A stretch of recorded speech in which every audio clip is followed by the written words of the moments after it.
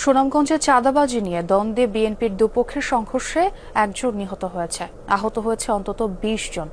সোমবার রাতে মধ্যনগর উপজেলার মহিষখলা বাজারে এ ঘটনা ঘটে। স্থানীয়রা জানান, বংশীকুণ্ডা উত্তর ইউনিয়নের মহিষখলা বর্ডার রোড দিয়ে প্রতিদিন বালু ও পাথরবাহী ট্রাক চলাচল করে। এসব গাড়ি থেকে নিয়মিত অবৈধভাবে চাঁদা তোলা হয়। এর নিয়ন্ত্রণকে কেন্দ্র করে বংশীকুণ্ডার উত্তর ইউনিয়ন যুবদলের সাবেক সভাপতি হযরত আলী ও দক্ষিণ ইউনিয়ন ছাত্রদল নেতা হারুন মাহমুদের লোকজনের মধ্যে বাকবিতণ্ডা হয়। এক পর্যায়ে দুপক্ষ সংঘর্ষে জড়িয়ে পড়ে। এ সময় মোহাম্মদ আলী নামের এক বৃদ্ধ নিহত হন। আহত হয় অন্তত ২০ জন। তাদের উদ্ধার করে হাসপাতালে নেওয়া হয়।